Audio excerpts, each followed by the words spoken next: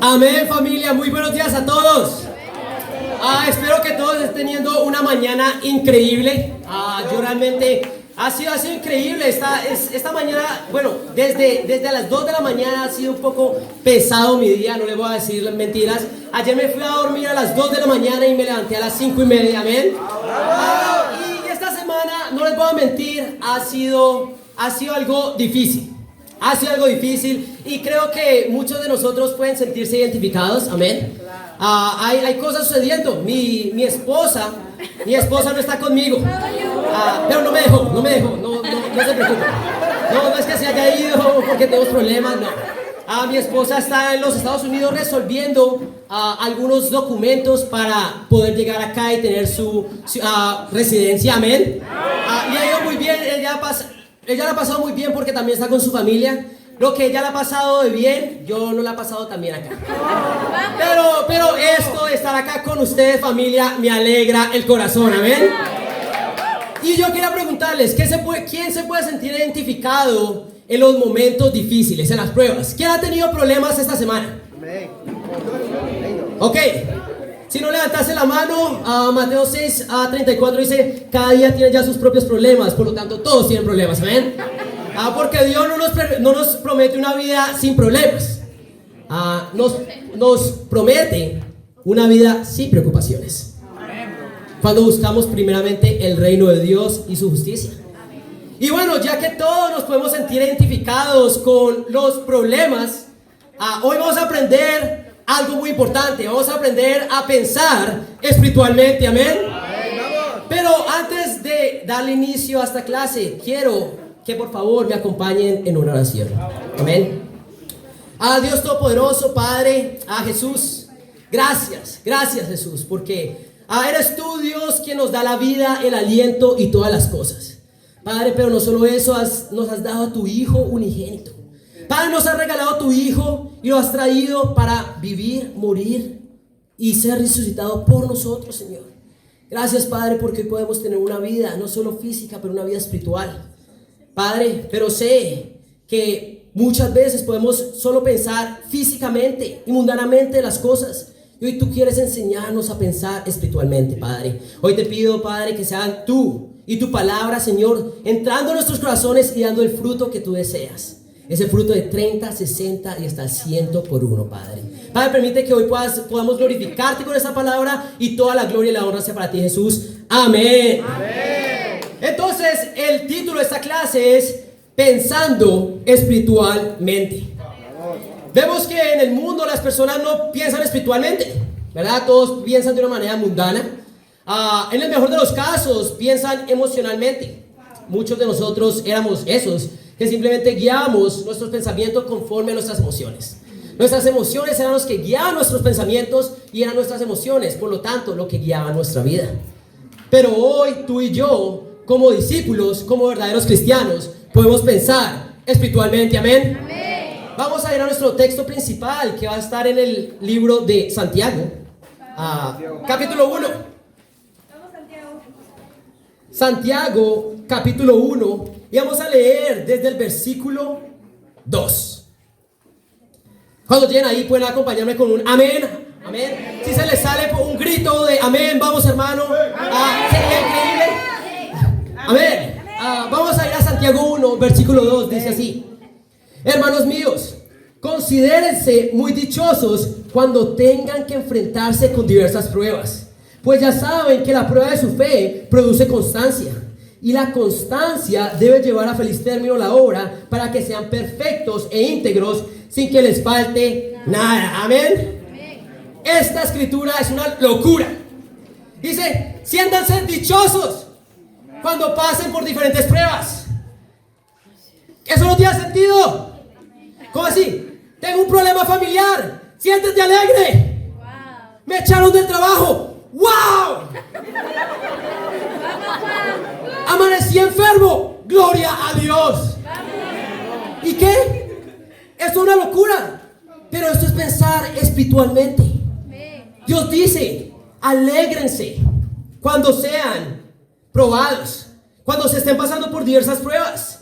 Y la verdad es que solo los discípulos de Jesús pueden pensar así, amén. ¿Cuál es nuestra tentación? Tengo un problema. Pobre de mí. ¿Qué va a pasar conmigo? Pobrecito de mí. Pero no.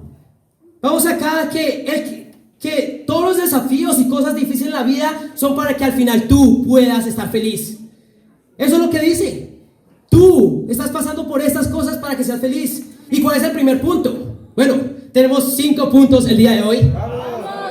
Les prometo no va a ser muy largo. Pero el primer punto es: los problemas no son problemas. Los problemas no son problemas. ¿Qué son los problemas? Pruebas. ¿Qué dice la escritura? Hermanos míos, considérense muy dichosos cuando tengan que enfrentarse con diversas pruebas. Los problemas no existen. Los problemas simplemente son pruebas.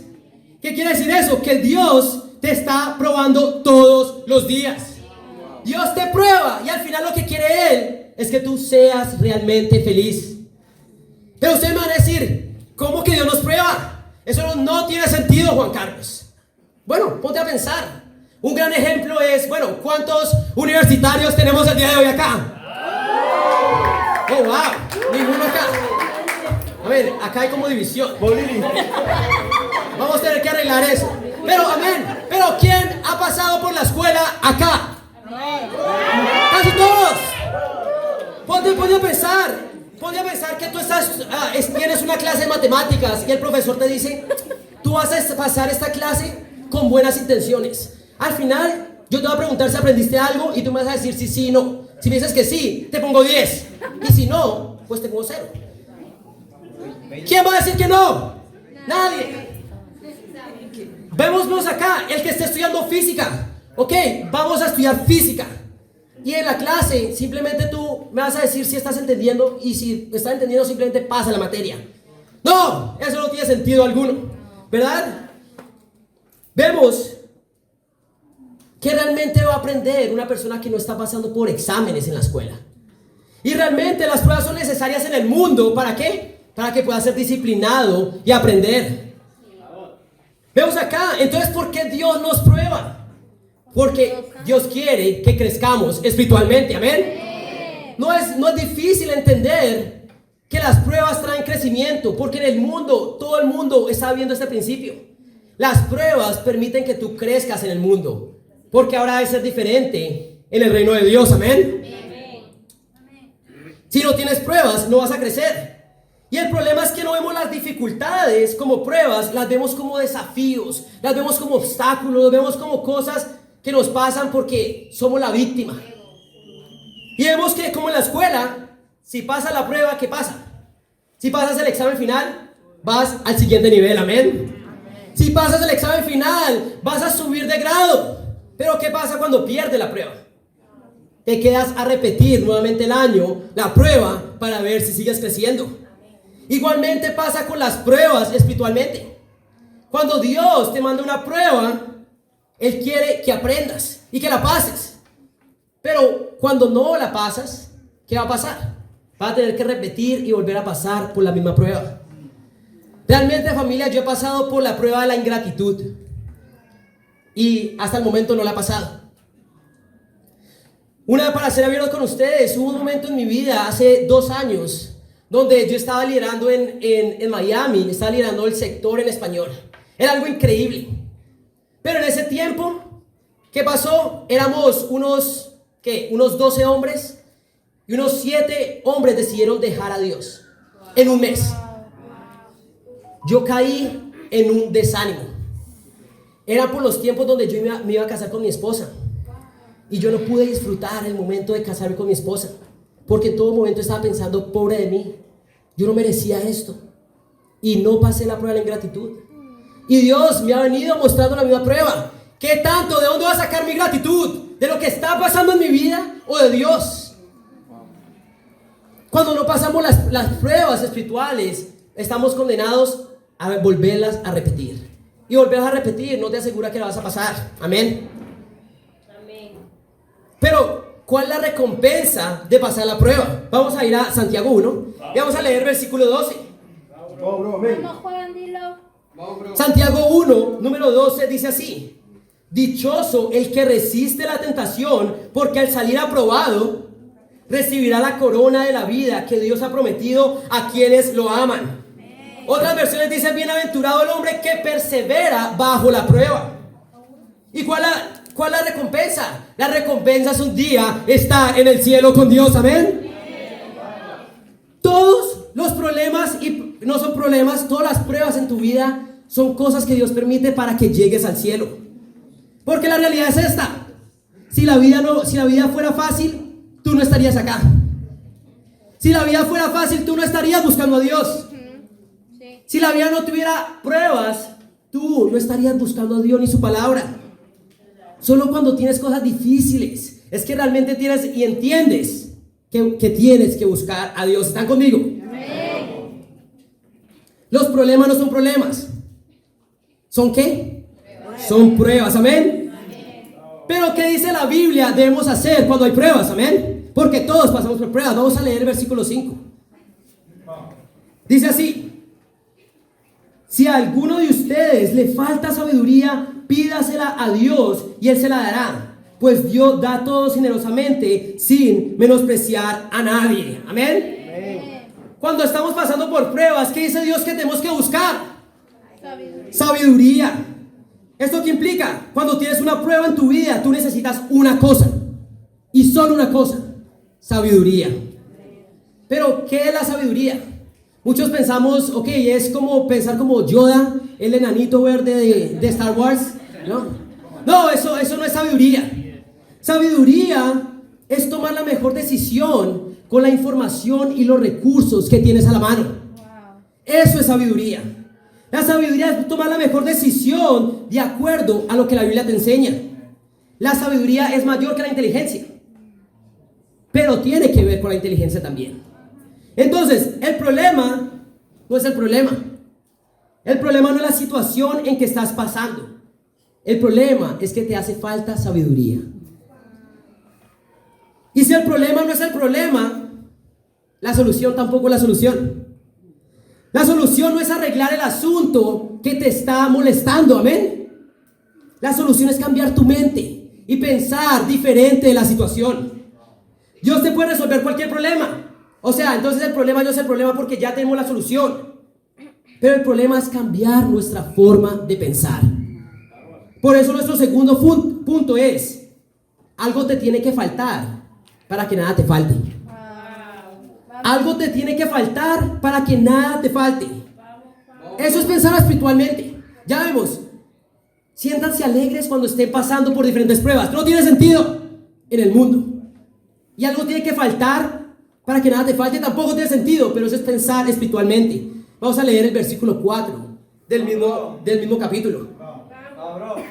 Dice en el versículo 4: y la constancia debe llevar a feliz término la obra, para que sean perfectos e íntegros, sin que les falte nada. ¿Qué quiere Dios? Que no nos falte absolutamente nada. Pero el concepto de una prueba es que te falta algo. Me acabaron de robar, no tengo dinero, me hace falta dinero.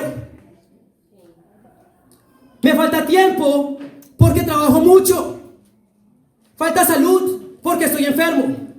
Falta unión en la familia porque hay discusiones. El concepto de un problema es que algo te falta en la vida. ¿Están conmigo, familia? Pero cuando tienes una prueba, algo te falta. Pero eso es bueno, porque al final Dios está permitiendo esto para que nada te falte. La escritura dice que Dios quiere que seamos perfectos e íntegros sin que nada nos falte. Entonces, ¿qué es lo que realmente nos falta? Nos falta conocer a Dios profundamente. Eso es lo que nos falta. La solución de tu problema económico no es más dinero, es conocer más de Dios. La solución de tu problema de salud no es encontrar una cura para tu enfermedad, es conocer más a Dios, amén.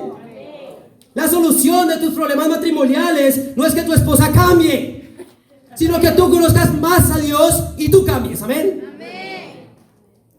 Es empezar a ver las cosas como Dios las ve. Esto es pensar espiritualmente. El problema de muchos es que todos creemos que el verdadero problema es la prueba. No, eso es pensar como el mundo. Vemos que no es un problema, es una prueba.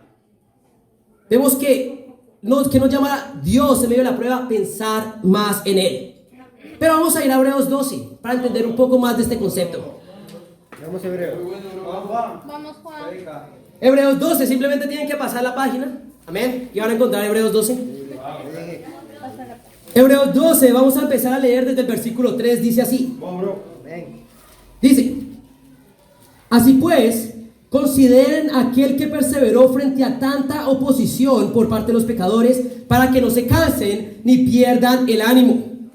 En la lucha que ustedes libran contra el pecado, todavía no han tenido que resistir hasta derramar su sangre, y han olvidado por completo las palabras de aliento que como a hijos se le dirigen. Vamos a parar ahí. Dice acá: ustedes en su lucha contra el pecado no han tenido que derramar sangre. Y la realidad es que muchos vamos a tener que derramar sangre si queremos seguir viviendo para Jesús. Inclusive yo, realmente ese sería la meta, derramar sangre por Jesús. Pero dice, ustedes no han tenido que pasar eso. Pero en medio de esta persecución, ustedes se han desanimado y han olvidado por completo las palabras de ánimo que Dios tiene para ustedes. Pero ¿qué piensas tú cuando piensas en palabras de ánimo? A veces piensas que es una palmadita en la espalda de Dios. Tú puedes, tú eres increíble. O puedes creer, ok, es esperanza. Vamos, todo está bien. Puedes pensar que, ok, palabras de ánimo es yo te amo. Y pensamos en estas cosas, que las palabras de ánimo son estas cosas. Y todos tenemos una perspectiva de palabras de ánimo. Pero vamos a ver qué piensa Dios que son palabras de ánimo. Vamos a leer el versículo 5. Dice: y ya han olvidado por completo las palabras de aliento que como a hijos se les dirigen. Hijo mío, no tomes a la ligera la disciplina del Señor, ni te desanimes cuando te reprenda, porque el Señor disciplina a los que ama y azota a todo el que recibe como hijo. Amén. Wow, qué increíbles palabras de ánimo, ¿verdad? Dios te va a decir, ok, tú eres mi hijo, te voy a disciplinar y te voy a azotar. Eso es lo que dice Dios. Y eso está supuesto a animarte a ti. Y si no te anima el día de hoy, es porque no estás pensando espiritualmente. Amén. ¿Por qué las personas se desaniman? Porque están pensando mundanamente. No están entendiendo que Dios los está probando para conocerlo más a Él. ¿Cómo estás viendo tu problema hoy? ¿Como un problema? Lo siento, no estás pasando la prueba. ¿Estás viendo tu problema como una prueba? Amén. Estás más cerca de pasarla. No quiere decir que la vas a pasar todavía. Vemos acá que estas son las palabras de aliento de Dios. Como hijo, yo te voy a disciplinar y te voy a azotar porque te amo. Amén. Increíble, amén. Y muchas personas pueden empezar a estudiar la Biblia el día de hoy. Wow, yo empiezo a estudiar la Biblia, todos mis problemas se van a ir. Mentira, vas a tener más problemas.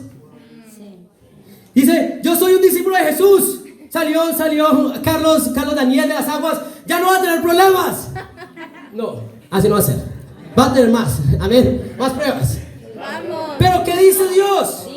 Esto es para que tú me aprendas a conocer, amén. Si estás estudiando la Biblia hoy, aprende a buscar de Dios. Estás entrando a una guerra espiritual, amén. Pero también este mismo concepto está en 2 Corintios. Vamos a ir a 2 Corintios 12. Y espero que nos haya animado las palabras de aliento de Dios, amén. Me recuerda a los azotes que me da mi padre. Amén. ¿Qué libro? A 2 Corintios 12. Vamos a leer desde el versículo 7. Déjenme saber cuando estén ahí conmigo, familia.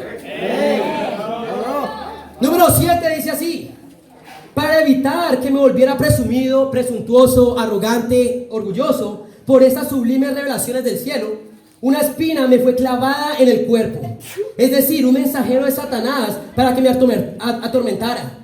3 veces le rogué al Señor que me la quitara, pero Él me dijo: te basta con mi gracia, pues mi poder se perfecciona en la debilidad.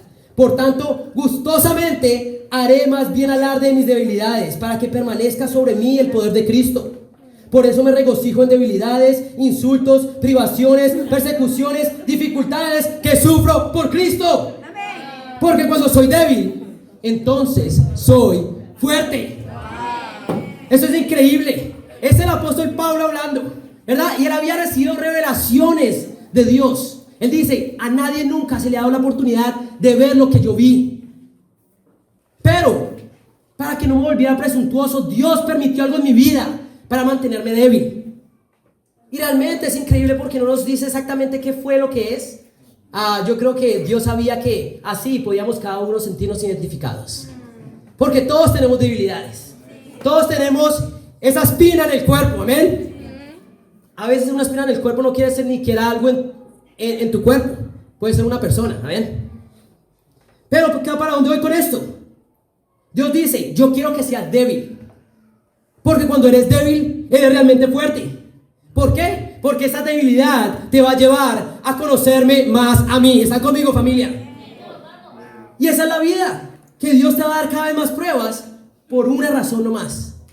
Para que lo busques más a Él y llegues un día al cielo. La pregunta es, ¿cómo estás viendo tus pruebas el día de hoy? ¿Cómo estás viendo las pruebas en tu vida? La pregunta es, ¿a quién estás acudiendo para resolver estas situaciones? Dios me da pruebas para que creciera espiritualmente y así lo mismo en tu vida. ¿Están conmigo? Segundo punto es ese. Algo tiene que faltarte para que nada te falte. Punto número 3. ¿Qué es lo que acabamos de leer? Si a alguien le falta algo, que pida sabiduría. Vamos a volver a nuestro texto principal. Santiago 1. Vamos, bro. Dice el número 5. Si a alguno de ustedes le falta sabiduría, pídasela a Dios y Él se la dará. Pues Dios da todo generosamente, sin menospreciar a nadie. Tercer punto. Cuando te falta algo, te hace falta sabiduría. Cuando te falta algo, te hace falta sabiduría. Te hace falta ver y pensar espiritualmente. Si algo tenemos que buscar como discípulos, familia, es sabiduría. Es entender la palabra de Dios y aplicarla en tu vida para poder cambiar y pensar como Dios quiere. Pero vamos a ir a Proverbios 2 para entender este concepto. Vamos, Juan. Vamos, Juan. Bueno. Vamos, Juan. Proverbios 2. Vamos a leer desde el versículo 1. Déjenme saber cuando estén ahí, familia. Amén. Perfecto. Proverbios 2, número 1 dice así: Hijo mío. Es increíble, ¿verdad? Porque Dios nos sigue diciendo, hijo mío, entiende, hijo mío, entiende. Hijo mío, si haces tuyas mis palabras y atesoras mis mandamientos, si tu oído inclinas hacia la sabiduría y de corazón te entregas a la inteligencia, si llamas a la inteligencia y pides discernimiento, si la buscas como a plata, como un tesoro escondido, entonces comprenderás el temor del Señor y hallarás el conocimiento de Dios. Porque el Señor da sabiduría, conocimiento y ciencia brotan de sus labios. La Biblia dice que como personas, como hijos de Él, tenemos que buscar la sabiduría como un tesoro escondido. ¿Qué harías si hoy mismo te das cuenta que en la esquina de tu casa hay un tesoro escondido, lleno de oro? ¿Qué harías? Yo no sé si realmente terminarías el servicio. Yo creo que saldrías corriendo a buscar eso. Pero dice acá, ¿qué pasa si sabes que tienes una mina de oro al lado? Vas y la buscas. La realidad es que la mina de oro siempre ha estado acá. Amén. Es la palabra de Dios. Tenemos que desear y buscarlo. Como discípulos, sabiduría no es acumular información en tu cabeza. Eso no te lleva para nada, a ningún lado. No es conocer más de la Biblia. Sabiduría es actuar conforme a lo que ya sabes el día de hoy. La pregunta es, ¿qué tan sabio estás siendo en tu vida? ¿Qué sabes qué sabes que tienes que hacer y no lo estás haciendo? Eso se llama insensatez. Eso se llama insensatez. ¿Qué sabes? Bueno, lo que sepas no hace la diferencia. Es lo que estés aplicando. Amén. Eso es sabiduría. Yo quiero animarte si estás estudiando la Biblia el día de hoy. ¿Qué es eso que la Biblia te está llamando a hacer? ¿Qué tanto deseo estás aplicando a tus estudios bíblicos? ¿Qué tanto quieres conocer a Dios? El punto número 3 es cuando te falta algo, te hace falta sabiduría. ¿Están conmigo? Vamos. Punto número 4. Vamos a volver a Santiago 1. Es increíble ver cómo Dios nos llama hijo, hijo mío, y nos llama a la sabiduría.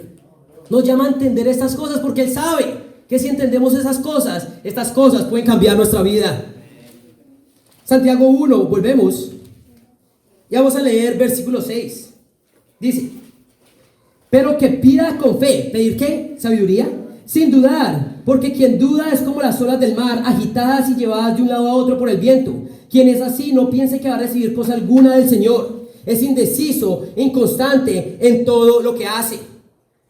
Cuarto punto: cuando te hace falta sabiduría, te hace falta fe. Cuando te falta sabiduría, te hace falta fe. La realidad, familia, es que esta es la oración más fácil de todas. ¿Cuál? Pedir por sabiduría. La oración más fácil de toda la Biblia es pedir por sabiduría. ¿Por qué? Ponte a pensar. Si oras por un trabajo nuevo, ¿qué tienes que hacer? Salir a buscar el trabajo, ¿amén? Si quieres encontrar un enamorado, tienes que orar, pero tienes que salir a buscar un enamorado. Tienes que pedir consejo, ¿amén? Tienes que hacer todas estas cosas. Tienes que madurar también, ¿amén? Pero cuando quieres sabiduría, lo único que tienes que hacer es creer que Dios te la va a dar. Esta es la oración más fácil de todas, sabiduría. Pero ¿por qué una persona no tiene sabiduría? Porque no tiene fe. Cuando te hace falta sabiduría, te hace falta fe. ¿Por qué? Porque lo único que tienes que haber dicho es: Padre, Dios increíble, dame sabiduría. Punto. Lo único que tienes que hacer es creer que Dios te la va a dar. Y tal vez no te la da en el momento, pero te la va a dar después. La pregunta es: ¿no tienes sabiduría? No tienes fe tampoco. Y en la realidad, lo único que tienes que hacer es pedirla. Y Dios da. No tienes ni siquiera que ser un cristiano, ni un discípulo. Por eso es que las personas pueden conocer la voluntad de Dios cuando están estudiando la Biblia. No necesitan el Espíritu Santo dentro de ellos, no. Necesitan creer que Dios les va a dar sabiduría. Porque Dios da a todos. Eso es lo único que necesitan. Vamos, Juan. Ahora, el problema es: si no crees que Dios te va a dar sabiduría, tienes un problema de carácter. Dice en el número 8: eres indeciso e inconstante en todo lo que haces. La falta de fe te lleva a la inconstancia, te lleva a la indecisión. Esa persona no puede esperar nada de Dios. Una persona que no tiene fe no va a recibir nada de Dios, porque lo único que necesitas es fe. El justo vivirá por la fe, dice Romanos 1:17. Y si ni siquiera tienes la fe para pedir sabiduría y creer que Dios se la va a dar, eres indeciso, inconstante en todo lo que haces. La inconsistencia es falta de fe. Y la inconsistencia es insensatez para Dios. La pregunta es: ¿quieres que tu familia sea salva? Necesitas fe. Si quieres que las personas en tu trabajo sean salvas, necesitas fe. Necesitas ser constante. ¿Realmente quieres que tu universidad sea evangelizada? Necesitas fe. Realmente nuestro plan no es quedarnos en 72 personas por el resto del año ni el resto de la vida. No, esta iglesia va a crecer a 200. Esta iglesia va a crecer a 500. Esta iglesia va a crecer a los miles. Pero es que necesita que tú dejes de ser inconstante y comiences a tener fe y empieces a pedir por sabiduría. Amén. Si te falta sabiduría, te hace falta fe. ¿Y qué tienes que hacer? Solo pedirla y creer que Dios te la va a dar. Quinto y último punto: Vamos, Juan. los problemas traen alegría porque te traen a Dios. Los problemas traen alegría porque te traen a Dios. Al final de ahí nace la alegría. Todos sabemos Salmo 119. Dichosos los que van por caminos perfectos, los que andan conforme a la ley del Señor. Dichosos los que guardan sus estatutos y de todo corazón lo buscan. ¿Por qué tú vas a ser alegre en medio de la prueba? Porque estás buscando de Dios.